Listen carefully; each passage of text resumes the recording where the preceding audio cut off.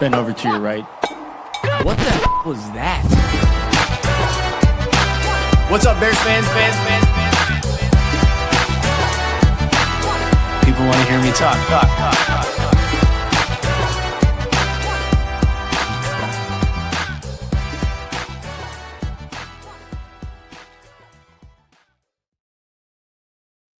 What's going on, Bears fans, and welcome to another episode of the Nicholas Moreano Show. I'm your host, Nicholas Moreano. Make sure to like, subscribe, leave a comment, and of course, share this this YouTube channel with all your fellow Bears fans.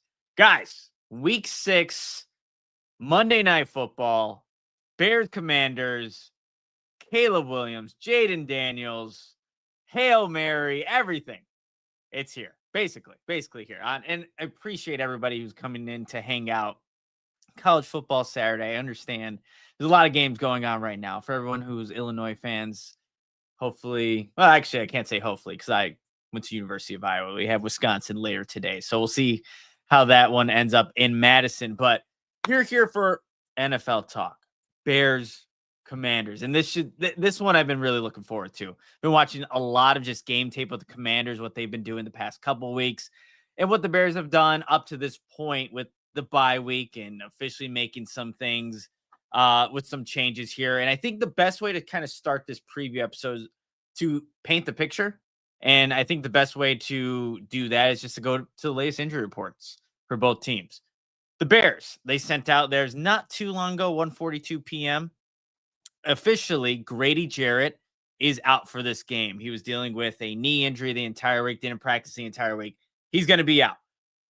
But when you think about how this injury report kind of started on Thursday and where it's at, it's not too bad. You have Austin Booker.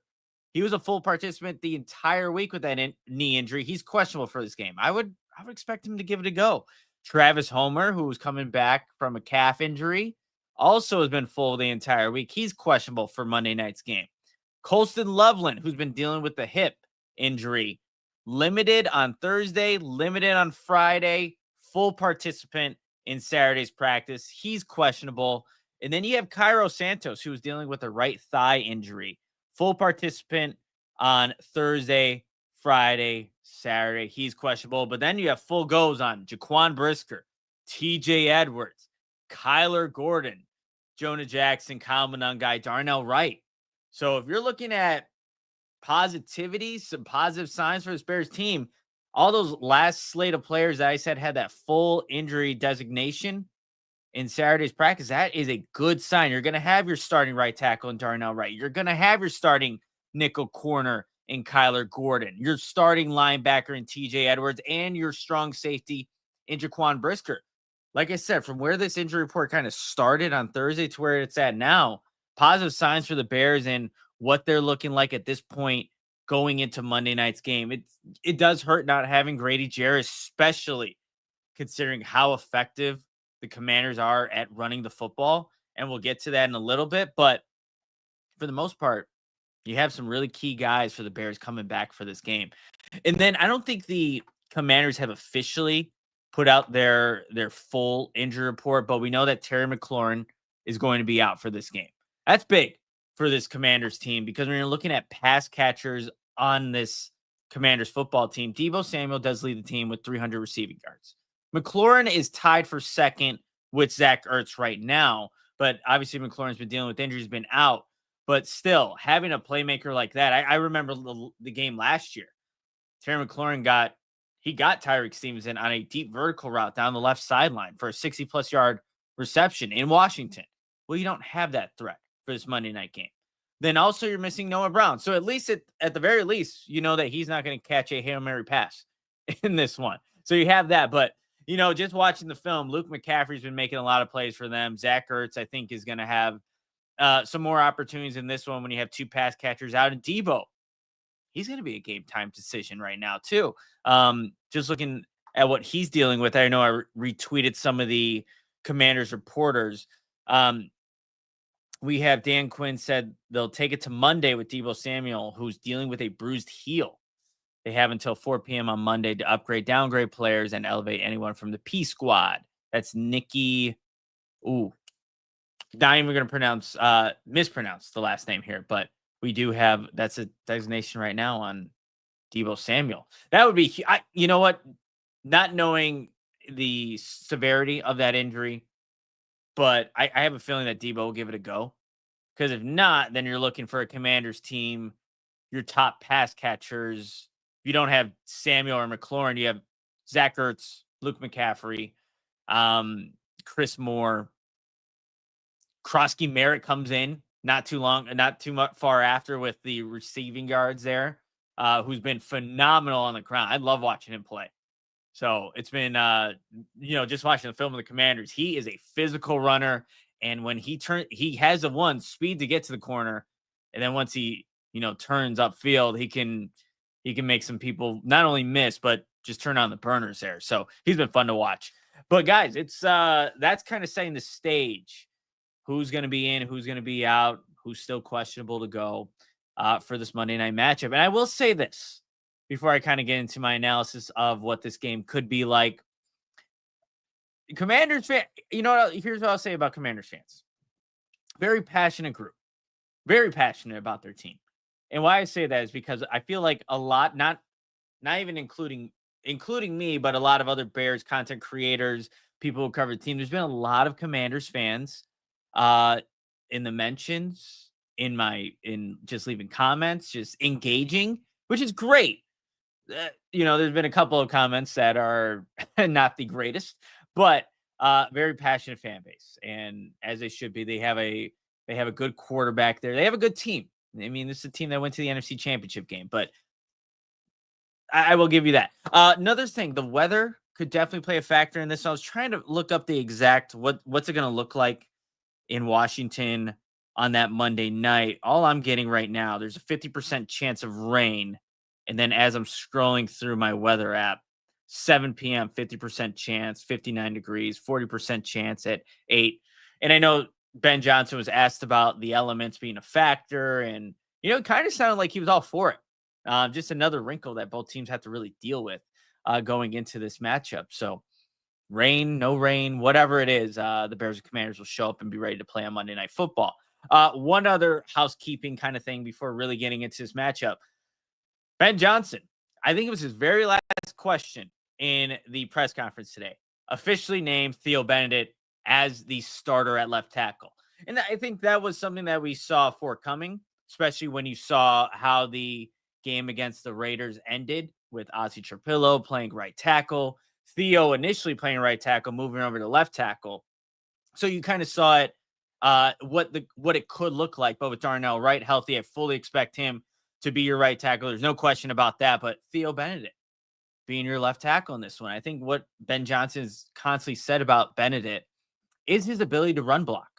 And right now, the Bears rushing the football has not been something that's been effective, been where the Bears want it to be. There's been a lot of questions presented to Ben Johnson about the run game, and he takes a lot of pride in being able to find solutions in that. And clearly at this point hasn't found consistent solutions that have led to sustainable success in the run game. So that's why you're seeing it as inconsistent as it is. I think I put out a tweet that DeAndre Swift has less rushing yards than Patrick Mahomes, something along those lines. So that's obviously not where you want to be at if you're the primary running back. But I still, when I watch this film, I see a lot of defenders in the run lanes where DeAndre Swift's supposed to go. And there's still obviously some on him as well, blame to be put on him, I should say. But Bears got to establish their run game. It's not going to get a lot easier, though, in this matchup against the Washington Commanders. So I think that's where we should start things. This Bears offense versus this Commanders defense. And instead of me just like ripping off a bunch of stats here, we're gonna share the screen and just kind of show you. This is on NFL or pro.nfl.com, where you get to watch all 22. They do a good job, though, of also showing just kind of some stats to look at. So this should pop up on you guys should be able to see this. If you're in the chat here, let me know if you can see just kind of the stats. You should be able to here on StreamYard, which I'm just sharing my screen here. But just looking at some of the stats here, we can kind of go. Me look at the points per game. Bears are 25.2. That's 11th. Commanders are 26.8 at 8th in the NFL. Point differential minus 16. That's 22nd for the Bears. And the Commanders are plus 33 at which puts them at 6th. Record in close games, 1-1, 0-1 for the Commanders. Okay. Average margin of victory, 9 for the Bears, puts them at 17th. Commanders, 16.3 at 6. Turnover differential. I think this is going to be huge in this game. Plus 5 puts the Bears at 4th. They've been creating a lot of takeaways on defense, the Bears. And then the Commanders, 0, which is 13th. Total penalties, also key here. 34th for the Bears, that's 11th. And the Commanders, 37th, or 37 at 17. But where I do want to get down here is down here. Because Bears offense is the first segment of the show. You don't see anything. Squeegee, oh no, really? So nothing. You're not seeing anything. Well, at least I'm kind of telling you what it is. So I guess you don't have to see it. I'm just relaying numbers to you. Bears offense. I'm glad Squeegee in the chat. Appreciate you for telling me that. So I'm going to just tell you exactly what I'm seeing. Bears offense right now in overall passing efficiency, according to pro.nfl.com. They're 15th. The Commanders are 21. That's where, when I'm just watching some of the film on these Washington Commanders, there are plays to be had in the passing game if you have enough time. And we'll get to that. Passing efficiency for the Commanders, 21. And what NFLpro.com does, they give an advantage to one of the teams here and does it by a ranking of stars. The Bears have 1 star. So not much of an advantage, but an advantage. The Bears offense in overall rushing efficiency, which is not great. I guess I could stop sharing them because if you can't see anything. Overall rushing efficiency, though. Bears are at 29th. Commanders in defense, rushing efficiency, number 8. Commanders get 4 stars on that one. So clearly the advantage there. The offense in pressure rate, Bears are 7th. Pretty good spot for the Bears, but the pressure rate for the Commanders defense is number 3. They get 3 stars there. So again, the overall advantage goes to the Commanders defense over the Bears offense. And really, I think it's that the Bears rushing attack or lack of it at this point through the first 4 games is what's giving the Commanders that edge there defensively. And look, I kind of have to agree with them there, because when you look at what they've been able to do stopping the run, they've been really effective at that. And I think Bobby Wagner's just having another one of those seasons where, I mean, he has 56 total tackles, 2 sacks, but he's been really that anchor in the middle of their defense. So I think when you're looking at how can the Bears get their rushing attack going, is one man in Theo Benedict enough to do that? Probably not, but I think you will see maybe some glimpses of why the Bears made this decision to move on from Braxton Jones at that spot and put Theo Benedict there in the first place.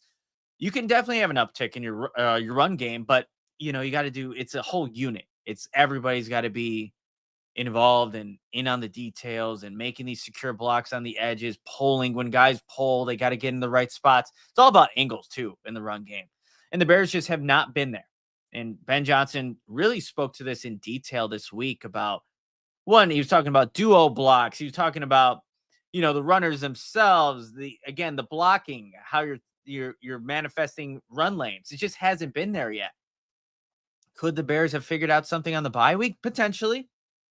But it's asking a lot for this run game to have a huge resurgence when it hasn't showed really any consistency up to this week, and you are going up a good Commanders, defense. And I look at that defensive line too. Guys like Eddie Goldman, remember him, Bears fans, from the Matt Nagy days, even before that, where anchor in the middle, he's been making some plays. Dorrance Armstrong, a guy that I need to highlight here as I'm blanking on his name for some reason. Kinlaw, Javon Kinlaw. I've seen a lot of flash plays from him, not only in the run game, but as a pass rusher. He doesn't have any sacks on the season, but that doesn't mean he's not affecting the quarterback, because he definitely is.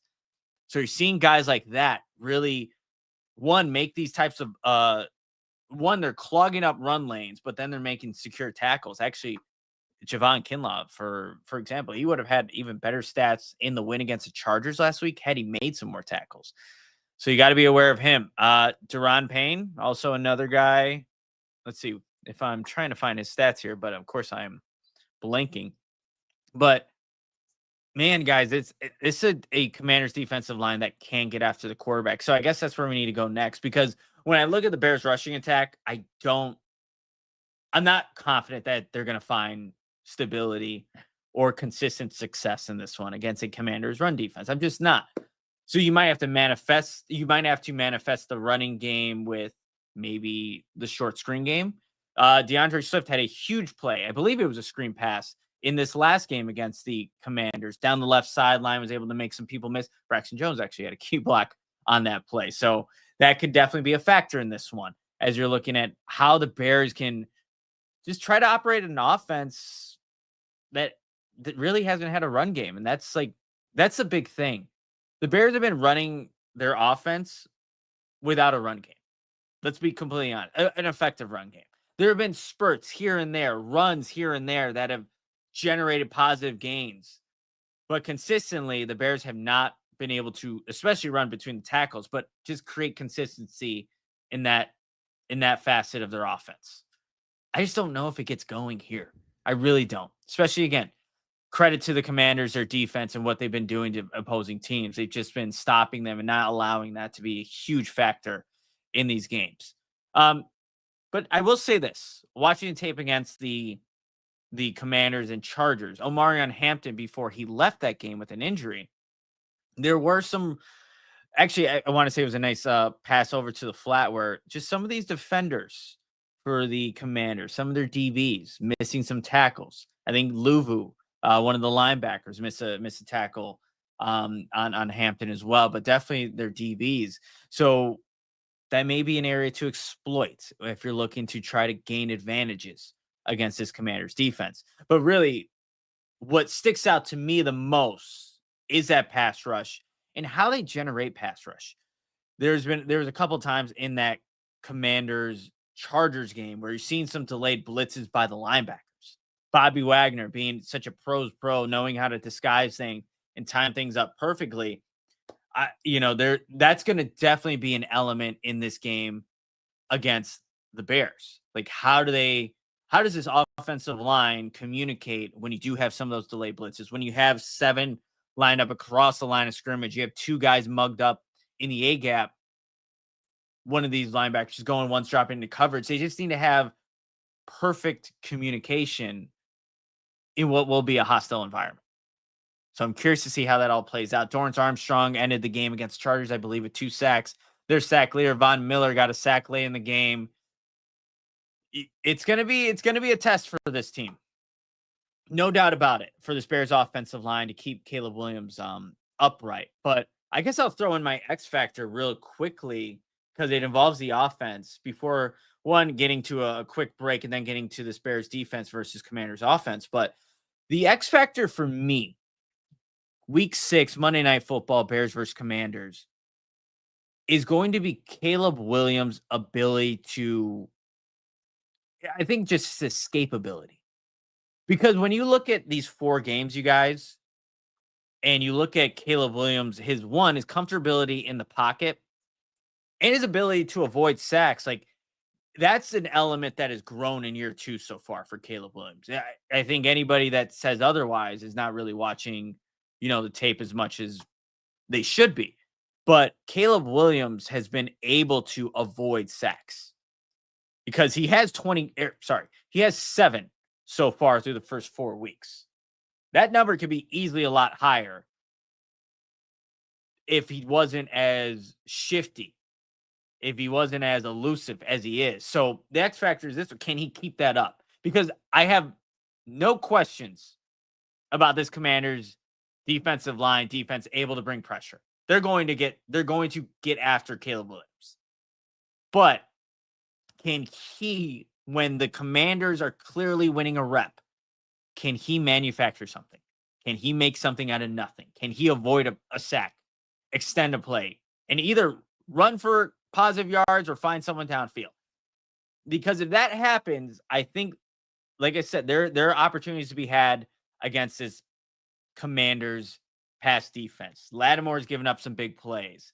What is it? I can't even pronounce his last name. I have to go look up Sam or number 0. Mike Sanderstill.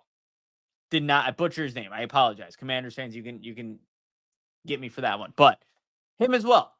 Like there are times that are going to there are going to be times for Roma Dunze, I think, where he's going to have some shots, some big plays downfield. Shoot, I would love to see Luther Burden get involved in this one, you guys, because I don't know, with DJ Moore, it's just been really inconsistent. Obviously, a couple of years ago, DJ Moore had a monster 200 plus game, multiple touchdowns. So if the line can't hold up, but Caleb can avoid pressure and extend plays, you can have some big explosive gains downfield against his secondary. That's the whole X factor, though. Caleb Williams' ability to extend plays, maneuver out of pressure, and make things happen. You do that, I think there's going to be some points scored. And again, the weather could play a factor in this, but I think that's going to be huge in this one. Let's do this. That's kind of what I'm seeing. Bears offense versus Commanders defense. They're going to bring a ton of pressure. They're going to do it in different ways. They're going to be able to stop the run. But how can Ben Johnson, the Bears, overcome that on the road? And two, before I go into break here and then switch to the Bears defense versus Commanders offense, you are going to be in a hostile environment. These pre-snap penalties have not gone away.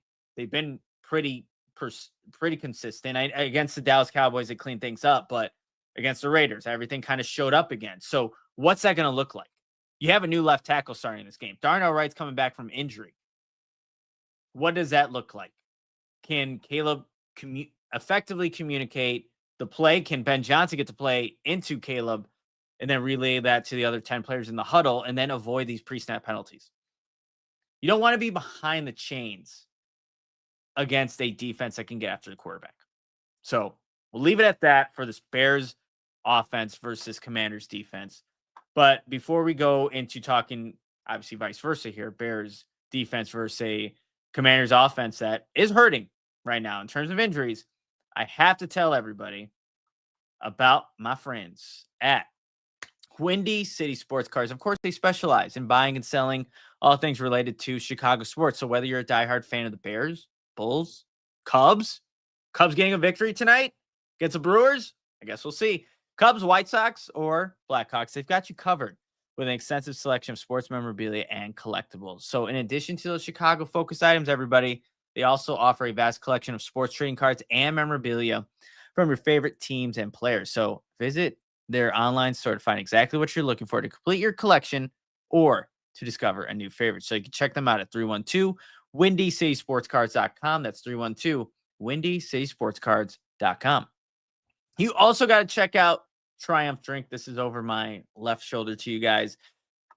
Like Ben Johnson's going to make it happen this season, you guys made this happen. Triumph Drinks is back for month 3 because of your support. And to celebrate, they gave us an even better deal.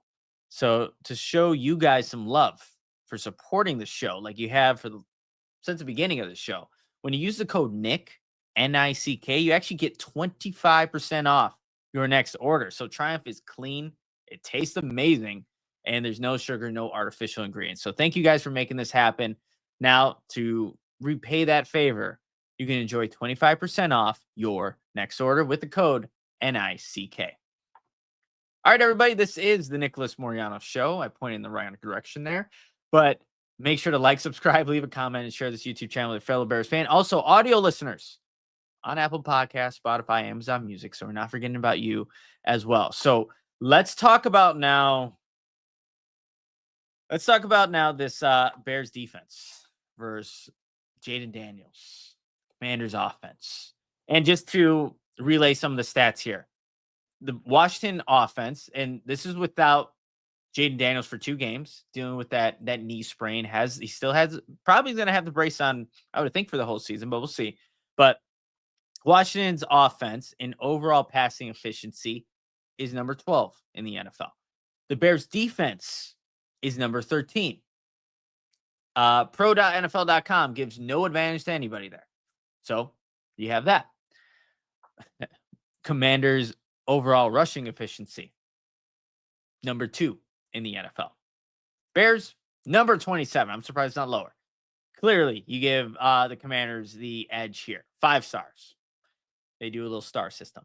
And we have the Commanders' pressure rates for the offensive line. They're number 10 in the NFL.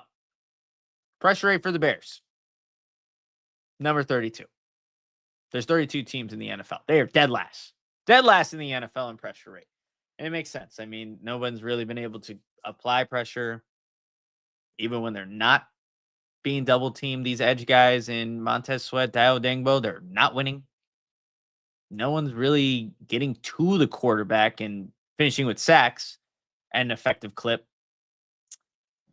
Yeah, so this is where I see Nico Suave in the chat here. Oh, man, we suck again. I mean, defensively, stopping the run and getting after the quarterback, yes, the Bears are not in a good spot. And that's where I think this game will be won and lost on. It really is the trenches. You look at the Bears' offensive line being able to stop their pass rush, but vice versa. Can this Bears defense stop the run? I mean, actually, come on. I'm asking a question that I know the answer to. At this point, no. They can't. Ashton Jeanty, that Raiders offense against the Las Vegas Raiders, they were struggling to find any consistency rushing the football. Had no issues. No issues against the Bears.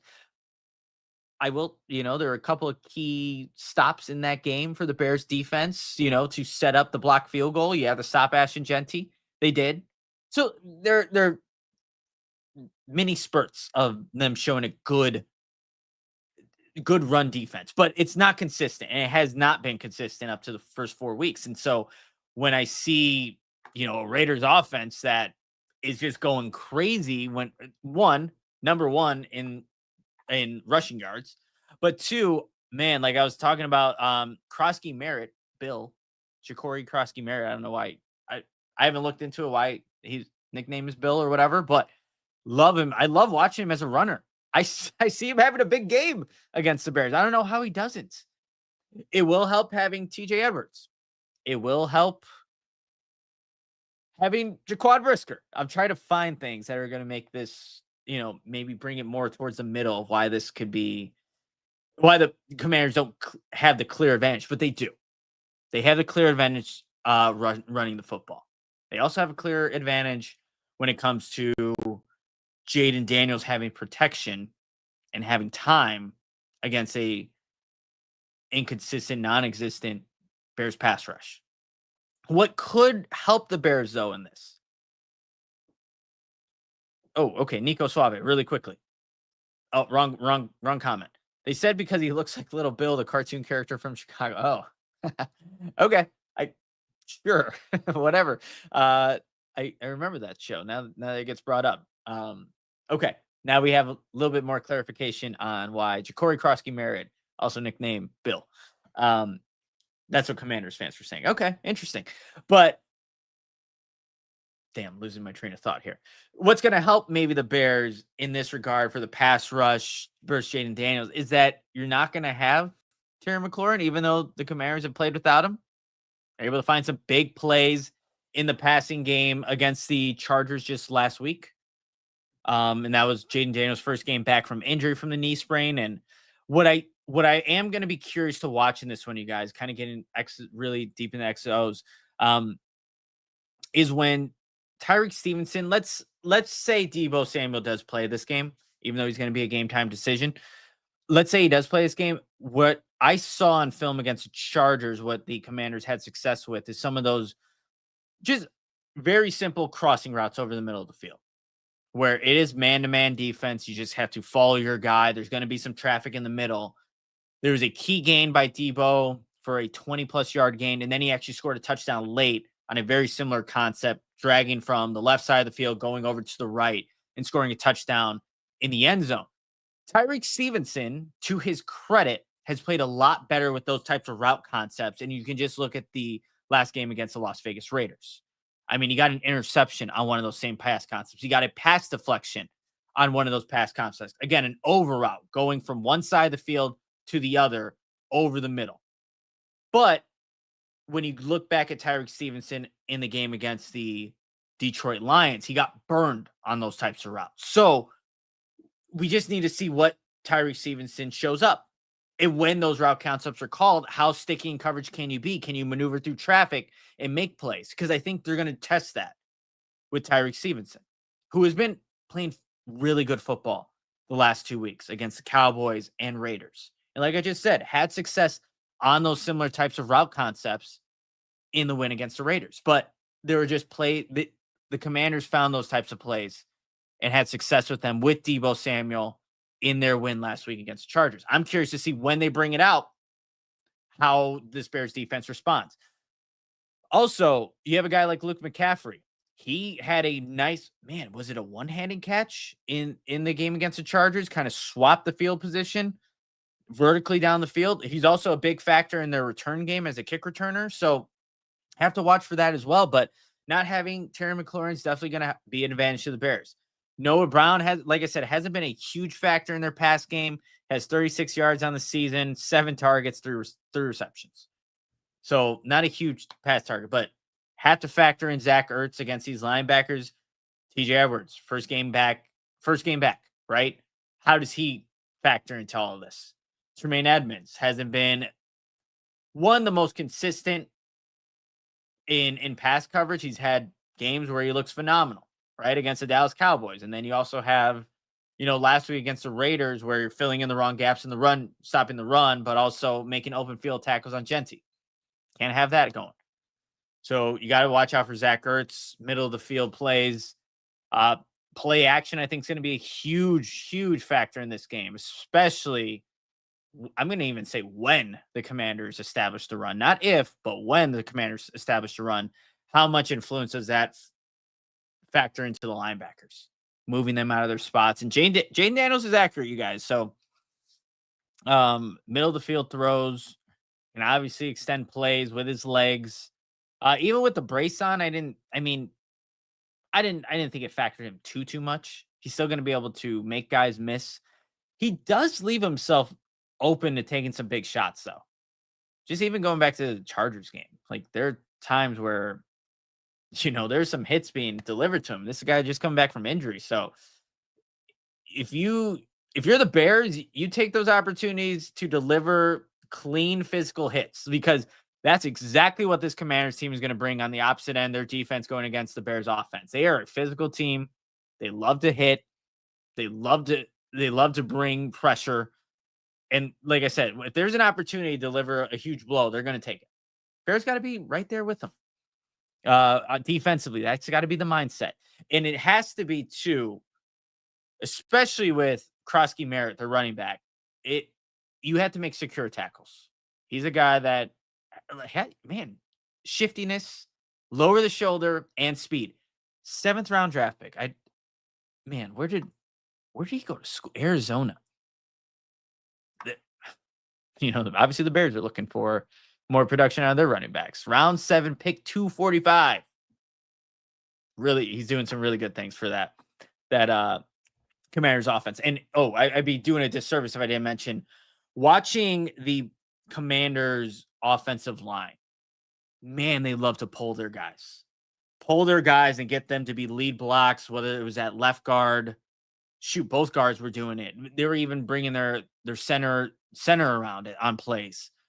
That's going to be big too. You don't want to have the advantage with the angles for the Commanders and then bounce some things outside. But the Bears defensive line has to be really disciplined, using their eyes, using the feel for where guys are going or where they're not, to be able to try to really stop this run game. But they will do that a lot.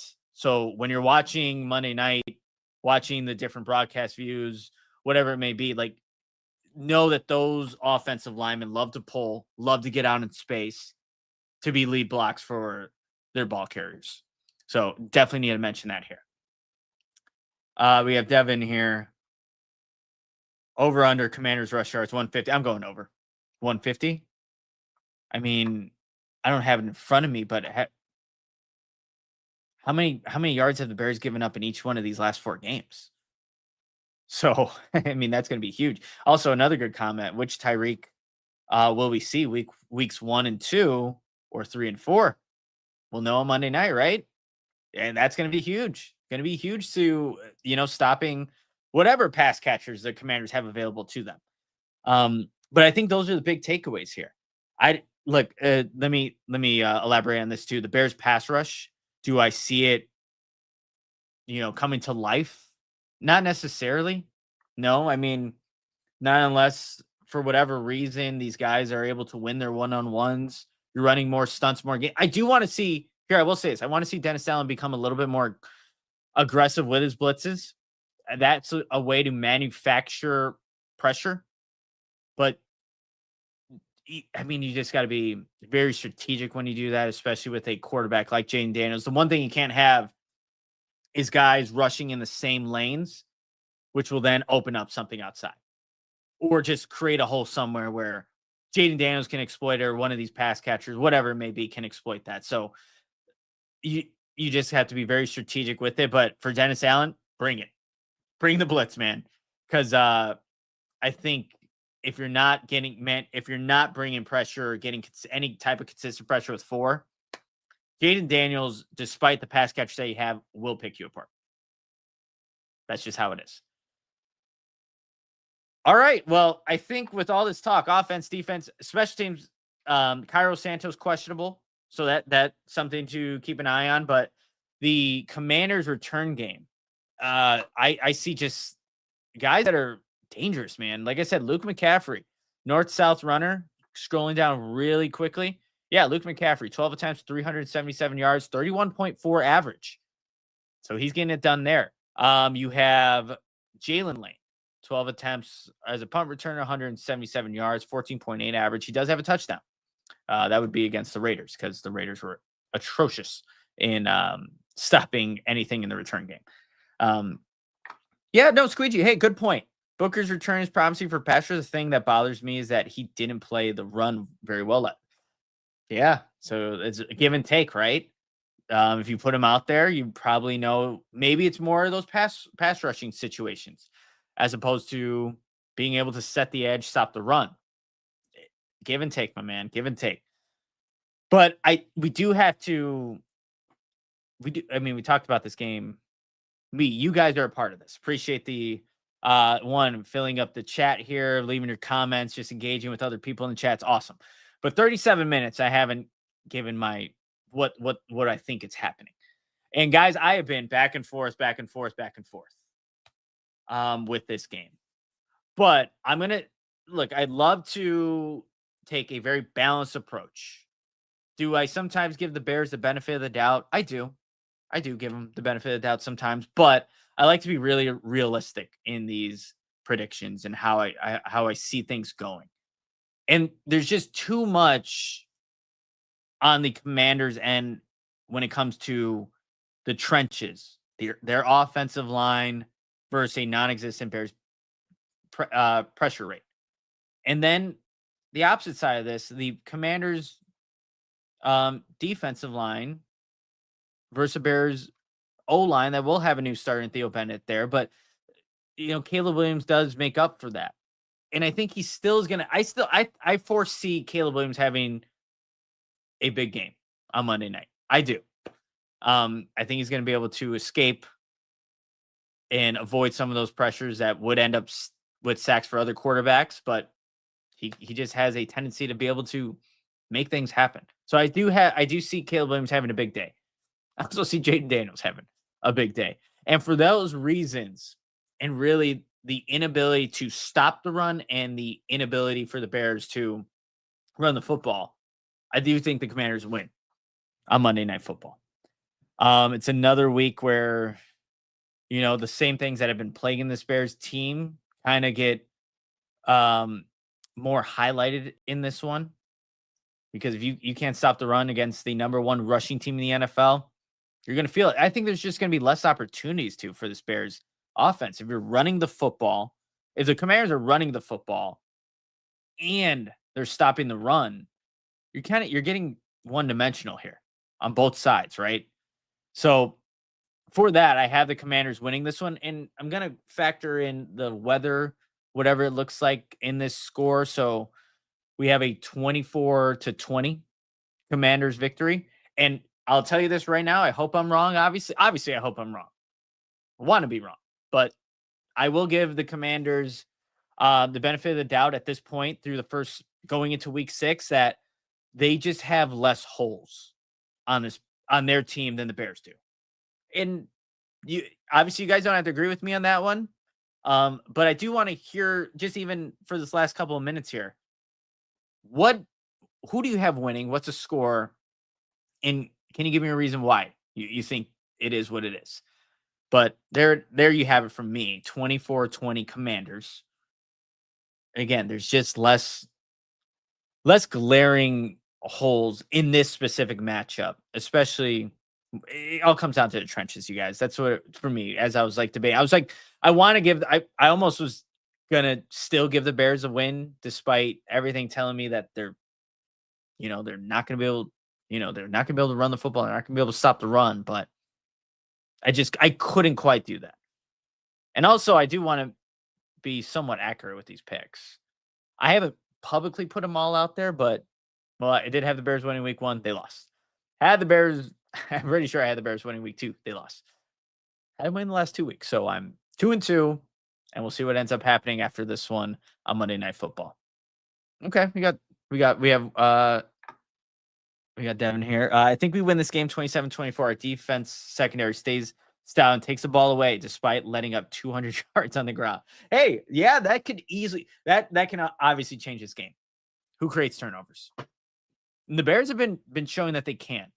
If Kevin Byard is, jumping routes and taking advantage of their number 1 wide receiver, Terry McLaurin, not playing in this game and jumping routes in the middle of the field, then hell yeah, the Bears are going to have a chance. If the Bears win the turnover battle, they win this game. Obviously, if anybody wins the turnover battle, they usually win this game. But I'll say this. The Bears get 2 turnovers in this game, they win. 2 turnovers. They win this football game. So I know I gave you 24-20 Commanders, but the Bears get 2 turnovers and obviously don't turn the ball over. They win. Hands down. So I'm sorry, Nico. I get it. I get it from Bears fans. Throw the tomatoes. I didn't pick the Bears this week. Doesn't mean I don't want them to win, though. So there's a difference. There is a difference here. Like here, how about you put it this way? You had to put money on it. Where are you going to put your money? Had to put money on it. Maybe another way of looking at it. But I get it, man. I get it. I will gladly, if I'm wrong, you can, I don't know, I'd rather you not throw tomatoes at me, but you can let me have it in the next time I do a show. And I'll definitely be picking the Bears that following week. So there you have it, you guys. But hey, I appreciate everyone for coming in, hanging out, giving your comments and just tuning in on your Saturday of all days too. College football's on. There's a lot of things you'd be doing, but hey, went in here, joined, and left some comments here. So I do appreciate that. Squeegee, I'm going to get you in here. You have your prediction. 31-28 Bears, and he come from behind. Squeaker. Just pissed off Trump.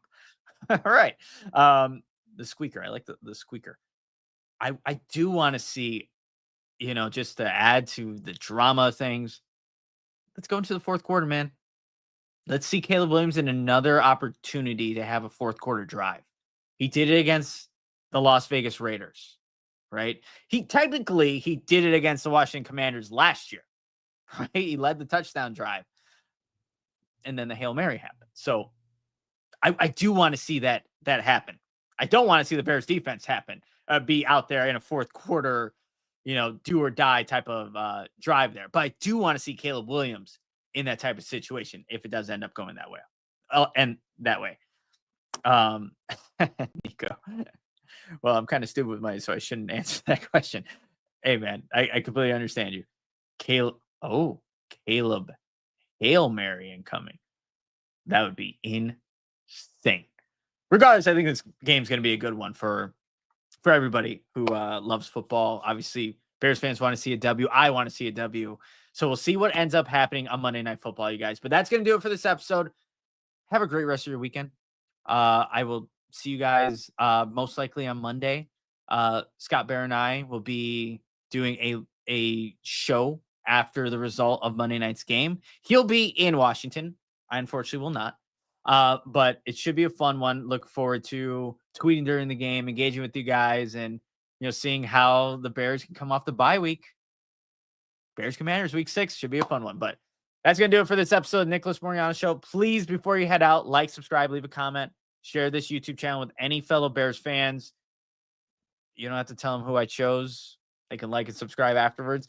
And then also, audio listeners going to be on Apple Podcasts, Spotify, Amazon Music. So everywhere you get your podcasts. So appreciate everybody. Everyone have a great rest of your weekend. And I will see you after Monday night's game against the Bears and Commanders.